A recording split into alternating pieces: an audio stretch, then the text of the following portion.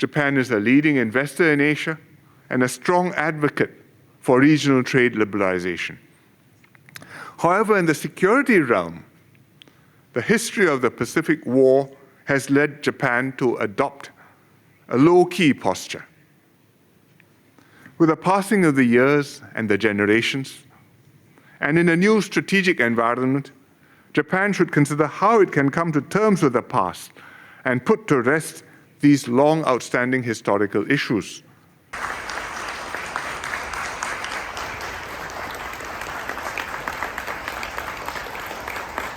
As the theme of this year's conference suggests, the world is divided, and realizing Asia's promise and potential in this divided world will be challenging.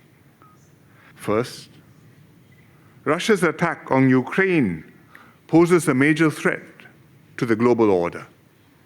Second, difficult relations between the US and China will directly affect the Asia-Pacific region.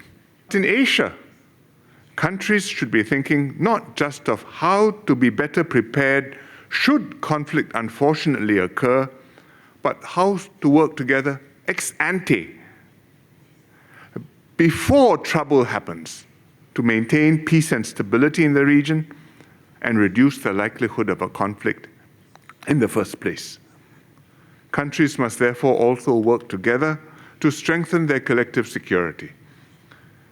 And they must do this beyond forming alliances and formal groupings of like-minded partners, like the Quad or the AUKUS grouping, but also through engagement and confidence and trust-building arrangements with potential adversaries. Even at the height of the Cold War, there were quiet channels of communication between the US and the Soviet Union, at the top leadership level and between the armed forces. Such channels need to be worked out and established between the US and China, and between other countries in Asia which have disputes with one another. Countries must be very mindful and cautious in handling potential flashpoints that can trigger conflict. For example, on the Korean Peninsula, in the Taiwan Strait, in the Senkaku or Diaoyu Islands, or on the South China Sea.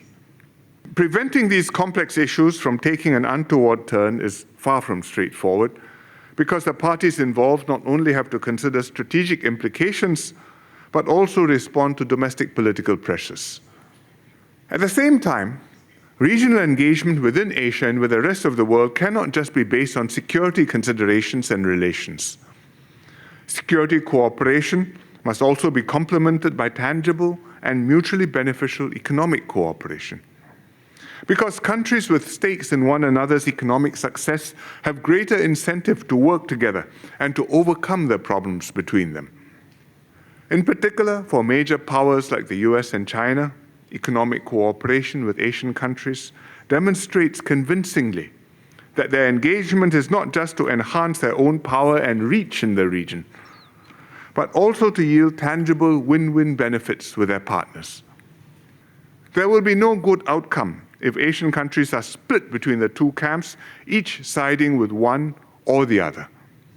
A more stable and less tense configuration is for the two powers to have overlapping circles of friends, and countries find it possible to be friends on both sides and to have friends with both sides.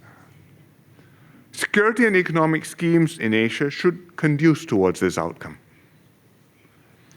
ASEAN plays a significant role in this regional architecture. We welcome broad international support for ASEAN and for ASEAN's centrality in regional affairs. Prime Minister Kishida of Japan has emphasized that it is in ASEAN and Japan's common interest to have an Indo-Pacific region with ASEAN at its center that is peaceful and stable. Given its influence and resources, Japan has a major role to play in regional affairs. Japan is a leading investor in Asia and a strong advocate for regional trade liberalization. However, in the security realm, the history of the Pacific War has led Japan to adopt a low-key posture.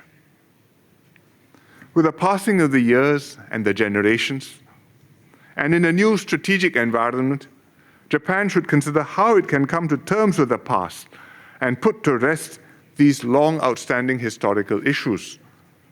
This will enable it to make a greater contribution to regional security cooperation and to participate in building and upholding an open and inclusive regional architecture.